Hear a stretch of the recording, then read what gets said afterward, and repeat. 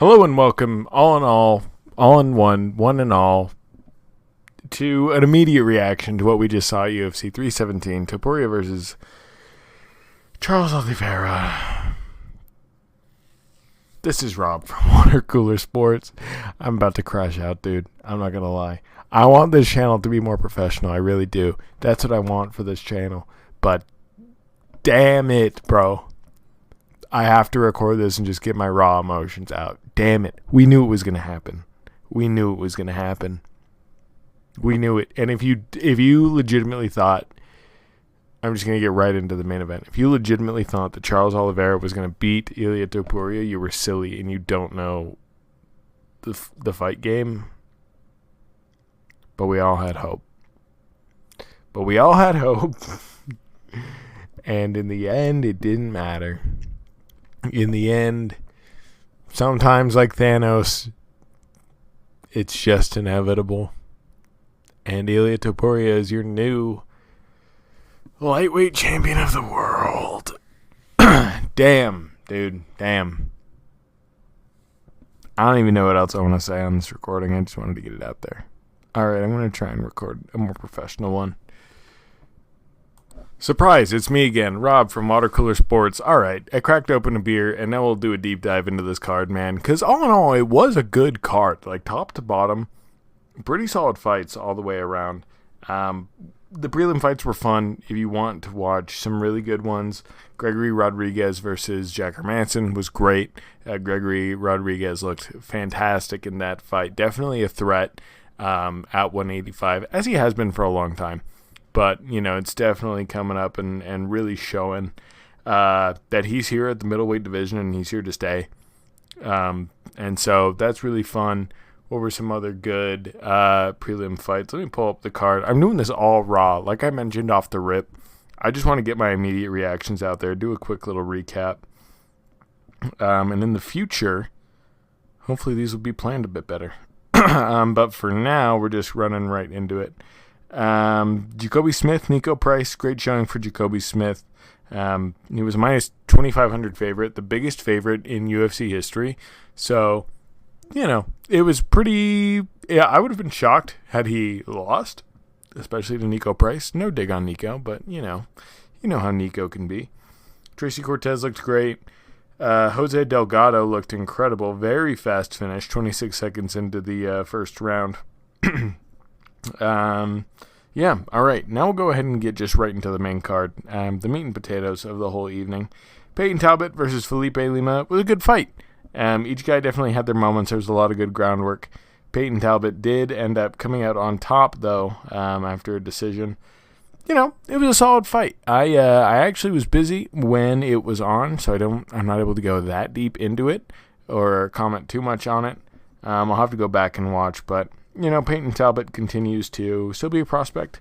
I definitely was expecting more from Felipe Lima, but, you know, Peyton Talbot's not a bad name to lose to yet. We'll see how the future pans out. As of right now, he's not a bad name to lose to. Moving on, Beneil Dariush beat Renato Moicano, and listen to me when I say this to you. Renato Moicano, you had one job.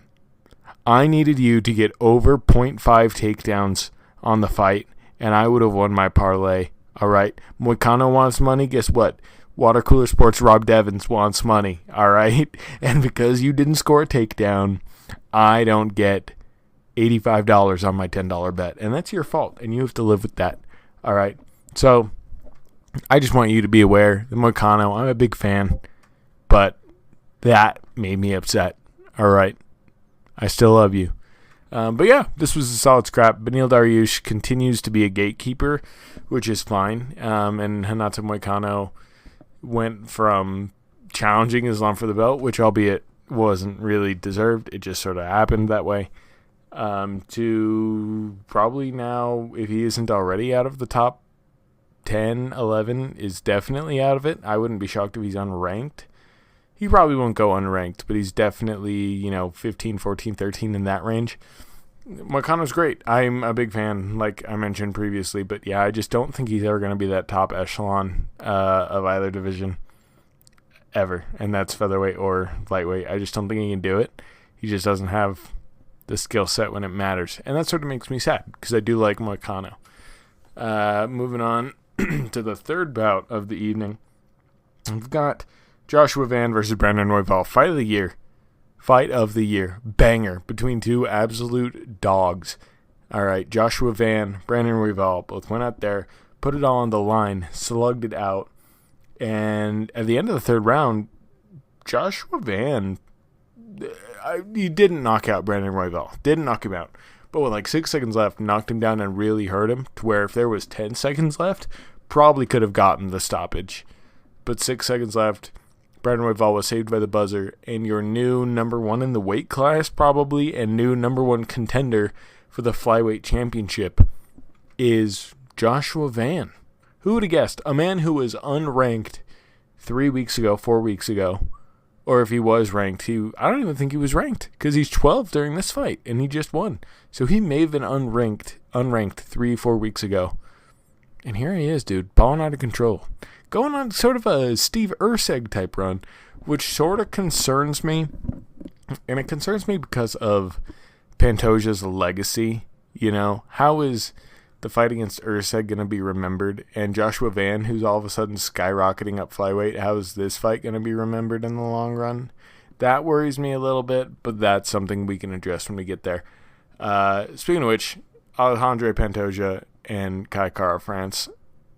Pantoja put belt to ass for a very good, decent amount of time, and then ended up submitting Kai Kara France, as he should have. All right? As he should have. If you're a KKF fan, leave. Leave the channel. I hate you. And I hate Kai Kara France. If Kai Kara France has no haters, I'm dead. And I stand on business with that take. All right? But it was a solid fight. You know, KKF did look good for, I'm sure there were parts. But for the most part, it was very much belt to ass by Pantoja, who now has more finishes in the flyweight division than Demetrius Johnson and Davison Figueiredo. And his title reign's looking really good. Could we be looking at new number one flyweight of all time? Some people would say no. I would also say no for now. Give it 2 more title defenses. I mean, we can make another video about this, but actually, word, Pantoja may have number one flyweight of all time. Because, who's he beaten? Right? He beat Kai Kara France. He beat Kaya Sakura. He beat Brandon Moreno. He beat Steve Erceg, which has sort of soured, but looked good. Beat Steve Erceg. Beat Moreno thrice, by the way. 3 times. To one of the on Mount Rushmore of the flyweight division, Brandon Moreno. He's up there. Whereas, who did Demetrius Johnson beat? Exactly. Right? So, I don't know. That's another video for another time, but I just want to get back into the main event, man. Ilia Topuria is that dog. He is. And we all knew this was coming. We all knew this was going to happen. If you didn't, you're silly. Drake and Chael Sonnen both picked Charles to win. Drake put $200,000 on Charles Oliveira. Bro, are you silly?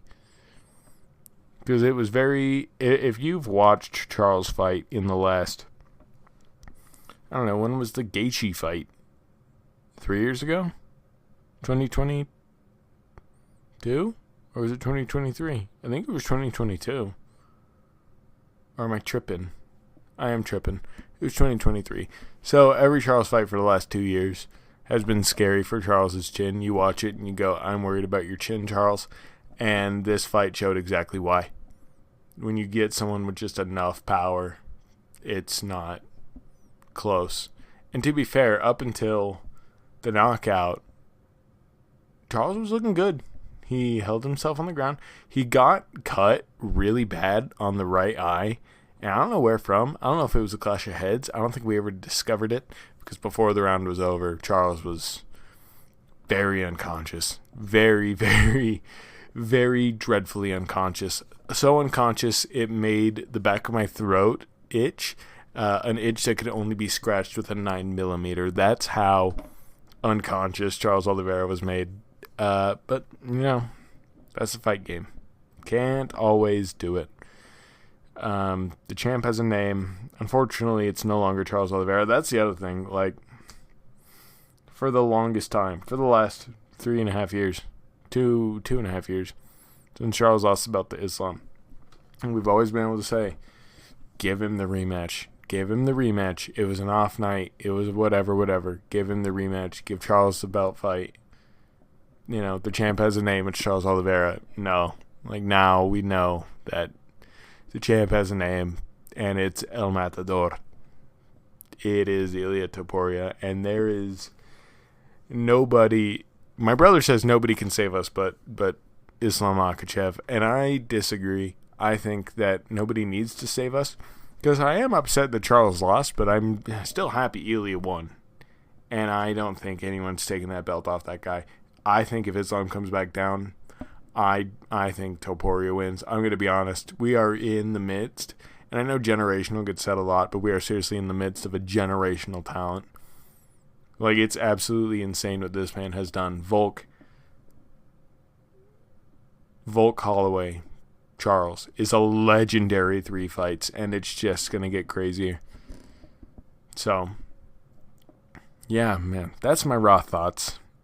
I have nothing else. I don't even know what the background of this video is going to be. It might be some stupid photos maybe of the fights that I can edit together and slap up there. I just want to get this thing posted, man. But yeah, a video will be coming out soon of the fights to make after this card. Maybe I'll make that video tomorrow. It's hard being a YouTuber and having a full-time job. I haven't done that before. So we're figuring it out as we go.